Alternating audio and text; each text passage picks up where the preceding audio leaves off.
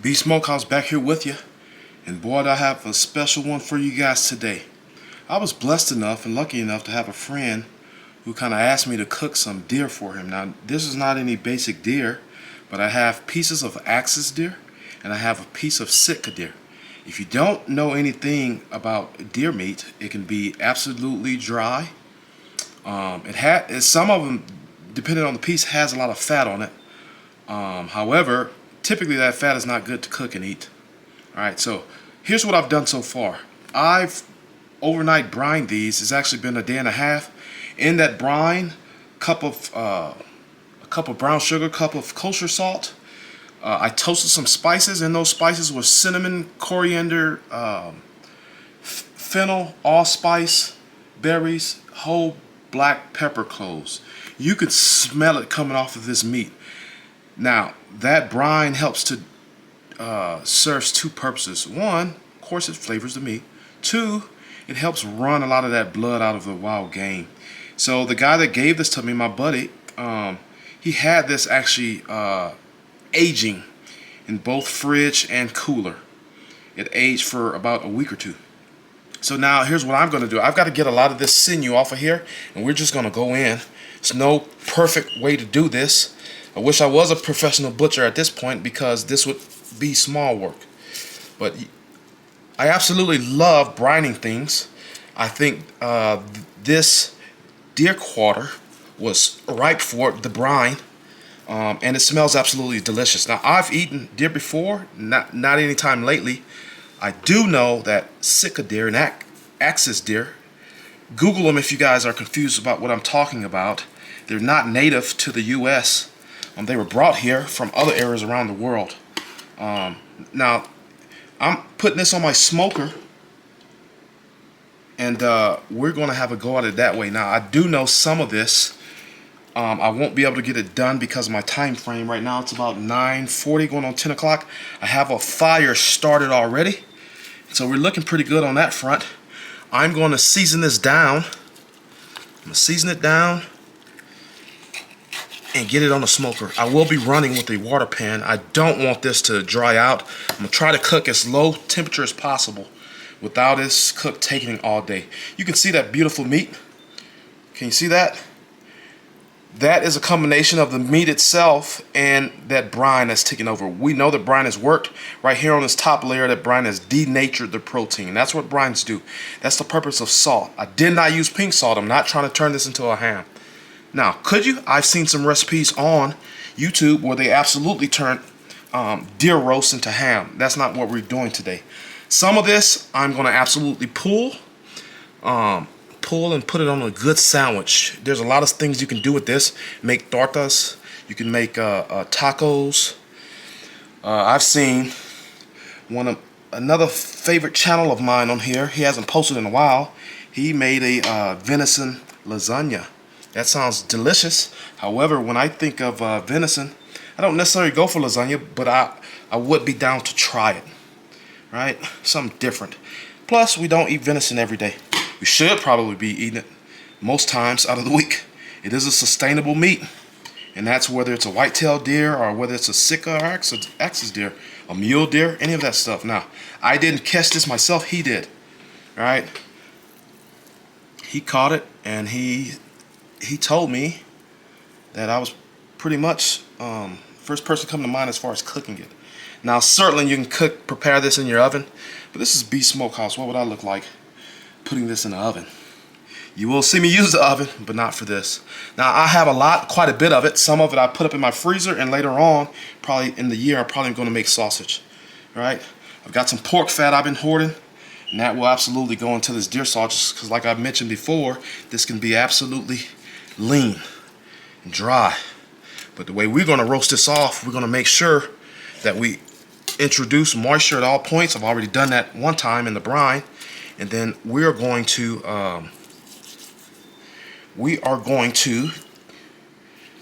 spritz once my bark is set, my rub is set. So I want to get all that big globular fat off there. This is unlike beef, right? If there was beef, I would be trimming the fat down. This side is looking okay. One of the things I do notice is if you've ever had a bad experience with your deer, with your venison, typically it's because you've been chewing on some of this fat that can be real gamey. Your meat has not been brined or cured, and it can absolutely make for a bad experience with venison. Stay tuned. I'm gonna finish cleaning this up. I'll bring you guys back, show you what else I have right before we throw this on the smoker. Alright, let's get this meat seasoned up so I can go ahead and get it on my smoker. I'm going in first with some mustard. Now, I won't do each piece of meat the same. I do know that mustard, in most cases, the acidity found in mustard assists with taking the gaminess out of the meat. I do know that. I have smoked some other wild game before, and I do know that my results in taste have attributed to the use of mustard. So that's what I'm going to use today. If you're able to get you one of these, some of the other options that can also be used, look at this fat. I don't like that. We're going to pull that off. Let's pull that off. So I've been trimming on this for about 2 days. This was not taken to a butcher. I suppose if it was taken to a butcher, I would not have to do it the amount of work that I've been doing. So there's your mustard. That wiped off. And then we're going to go, I'm going to go with salt. It's a big piece of meat, guys.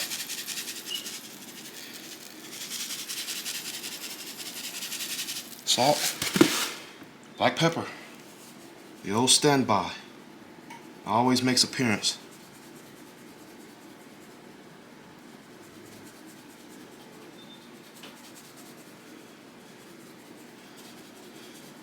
I wasn't lucky enough to get any other back straps or tenderloins or anything like that. And then we're going on with granulated garlic. Real simple. Granulated, not the powdered stuff. The powdered stuff tends to cake up. Alright, that's good for that side. We're going to press it in again, just like a brisket or pork butt. It is called a rub, but we pat it in. I know it's already going to be adhered to this meat because between the mustard and the juices coming off that brine, we're going to be good to go. This is going to be the first piece of meat that's going on. It's the biggest piece of meat. Now, I haven't decided which pieces of meat I'm going to cook all the way through so I can get something pulled. Some of this will stay in roast form so I can slice. So we're looking at, for the sliced, we're looking at about 145, 155, 165. Maybe pulling off a little bit before then, letting it cool, then slicing. As you can see, I left part of that shank on. Now, I've heard some horror stories about cooking the shank. I have cooked beef shanks before, and it sounds like these should be treated like beef shanks. Great for osso buco. If you don't know what that is, give it a Google. Nice dish. Hearty. It's going to put you to sleep. Alright. That's looking good.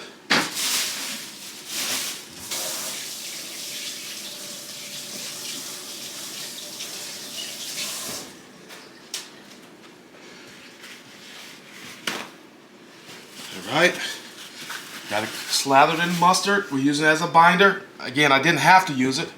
Wanted to, but again, it aids in that taste, overall flavor. We're gonna hit this again with some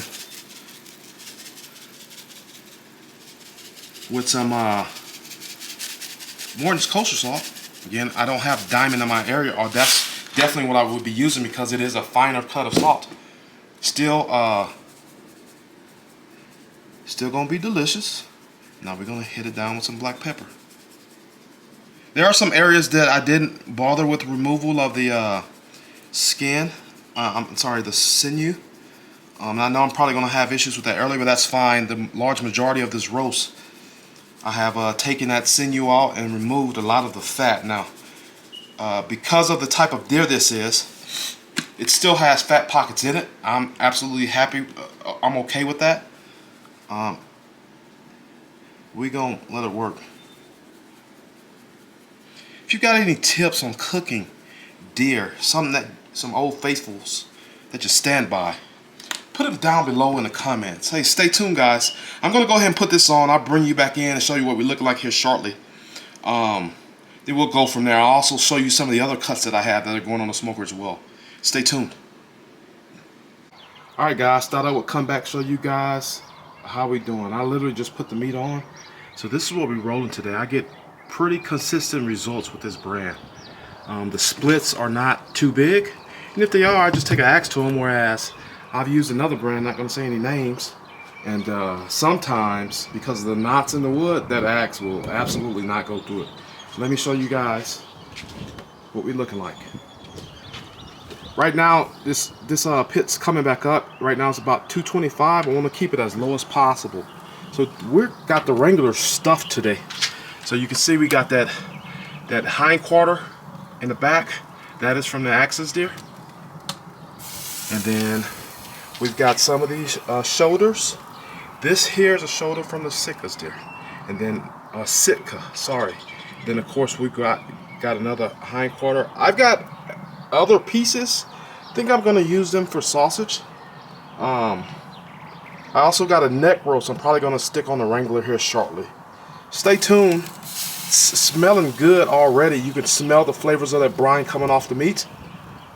Yeah, so we're gonna keep rolling. I got a bit of wind today, so hopefully this doesn't affect me. It doesn't affect me at all. It's blowing, but I've got a pretty nice, stable coal bed down there, so we're looking good. I'm gonna get some water in that pan here shortly, and we're gonna let this run for the next 3 or 4 hours, and I'll be back. All right, guys, we back. Here's what our axis deer and Sitka deer is looking like. Look at that color we got on the back of there. Now, looks a bit dry. The outside is dry, right? But it's got some give to it. This is where that brine is kicking in to help us. We're gonna give it some more help. I'm gonna place it down. We're gonna go meat side down here in this pan. It's a little bit bigger than this pan can hold. We're gonna go meat side down, and then what we're gonna do is, I'm gonna go in, I've got one of my favorite beers.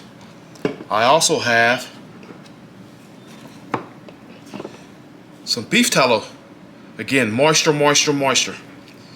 Or perceived moisture, that is. I'm gonna get this tallow all over it. And this actual portion of the lamb, I'm gonna get into this shreddable. Now, even shreddable, this meat's gonna look a bit different than what we're used to, pork or beef. However, I got some ideas what I'm gonna do. Hence, some of these cut up vegetables I have in there. I have carrots, celery, and some garlic, right? Now, I'm gonna get this beer in here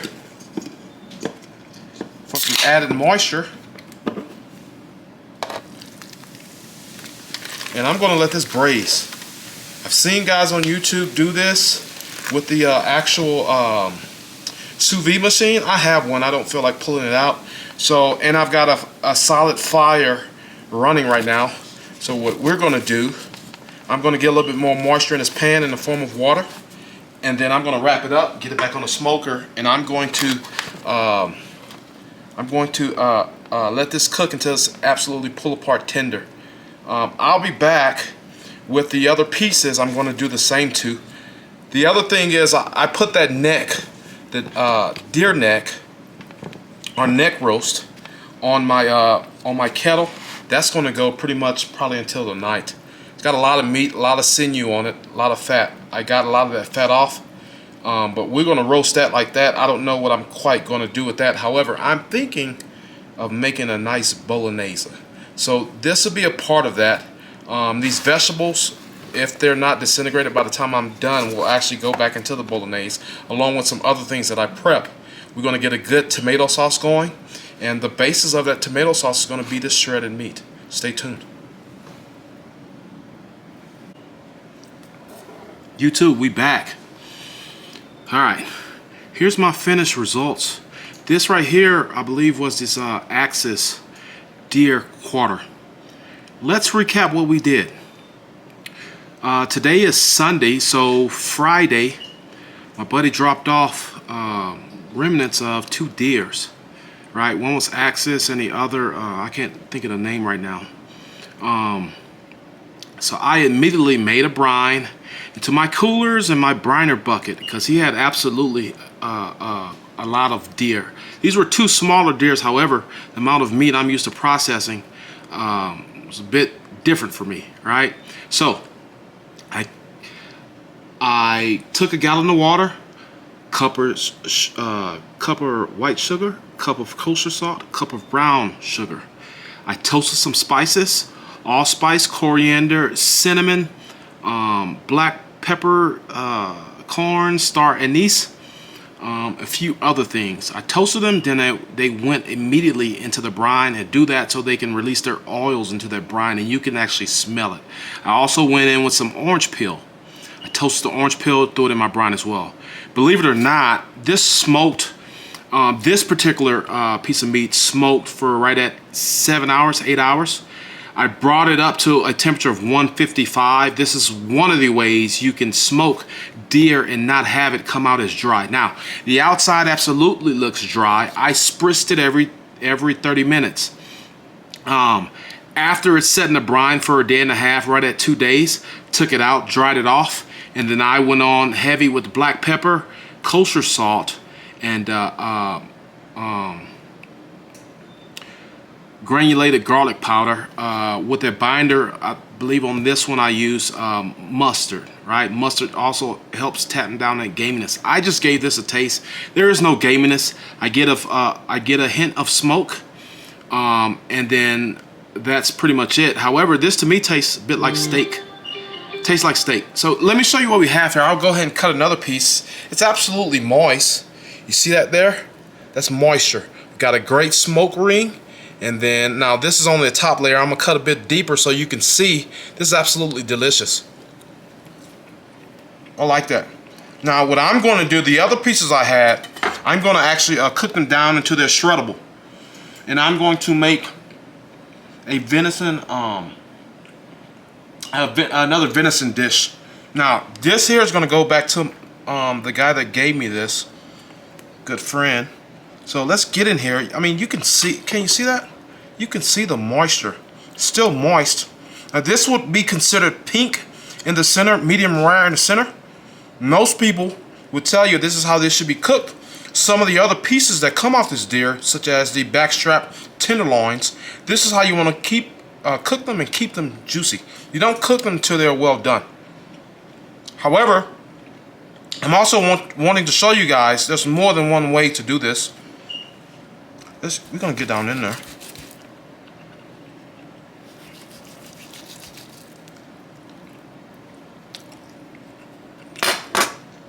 If you don't know too, deer is packed full of tendons. So we won't be eating that tendon. However, you can see this meat is moist. You see that? It's quite delicious. Just tears. That is delicious.